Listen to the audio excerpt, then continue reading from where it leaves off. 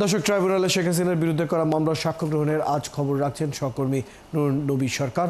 আমরা সরাসরি তার সাথে যুক্ত হচ্ছি। নূর নবী, রাজসাক্ষী মামুন ছাড়া আর কোনো আসামি ট্রাইব্যুনালে এখন পর্যন্ত আনা হয়েছে কি? আর আজ ট্রাইব্যুনালে কোন কোন মামলার শুনানি আছে, একটু বিস্তারিত জানাবেন। ট্রাইব্যুনালে বেশ কয়েকটি মামলার শুনানি হয়েছে। এরই মধ্যে শেখ হাসিনার বিরুদ্ধে যে মানবতা বিরোধী অপরাধের মামলা রয়েছে, আসাদুজ্জামান খান কামাল, সাবেক স্বরাষ্ট্রমন্ত্রী এবং সাবেক আইজিপি চৌধুরী আবদুল্লাহ আল মামুন, তাদের বিরুদ্ধে সপ্তম দিনের মতো সাক্ষ্য গ্রহণ চলছে। আজকে একজন চিকিৎসক সাক্ষ্য দিবেন। তারপরে প্রত্যক্ষদর্শী এবং জুলাইয়ের যে শহীদ তার পরিবারের সদস্যরা রয়েছেন। এছাড়া আরও বেশ কয়েকটি মামলা এরই মধ্যে শুনানি হয়েছে।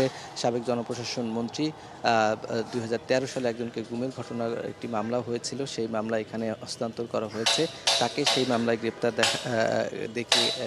দেখিয়ে কারাগারে পাঠানোর নির্দেশ দিয়েছে ট্রাইব্যুনাল 1। এবং শাপলা চত্বরে গণহত্যা সহ 2013 সালে যে ঘটনা ঘটেছিল, সেখানে সাবেক আইজিপি শহীদুল হক সহ 4 আসামিকে জিজ্ঞাসাবাদের অনুমতি দেওয়া হয়েছে। এবং শেখ হাসিনা এবং জিয়াউল হাসান সহ আরেকটি গুমের মামলা রয়েছে, সেই মামলাটিতে রিপোর্ট প্রদানের জন্য 26 অক্টোবর 3 ধার্য করা হয়েছে।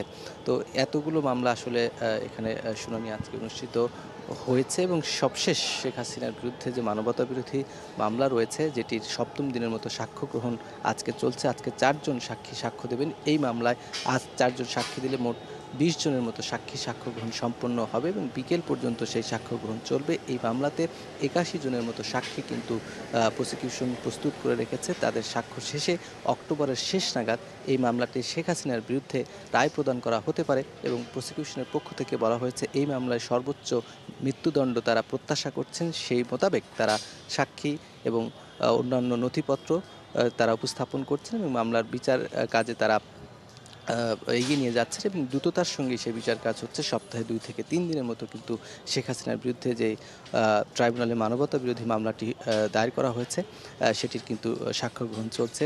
আর এখানে শেখ হাসিনাকে পলাতক দেখানো হয়েছে, তার পক্ষে রাষ্ট্র থেকে একজন আইনজীবী নিযুক্ত করা হয়েছে। সে আইনজীবী শেখ হাসিনার পক্ষে প্রসিকিউশনের যে সাক্ষী রয়েছে তাদেরকে জেরা করেন এবং শেখ হাসিনার পক্ষে তারা যুক্তি উপস্থাপন করে থাকেন। তো আজকে সাক্ষ্য গ্রহণ প্রক্রিয়াটি নিয়মিত ঘটনা এবং দিন শেষে যে সাক্ষ্য গ্রহণ অব্যাহত থাকবে এবং পরবর্তী একটি দিন নির্ধারণ করে দেবেন বিচারক।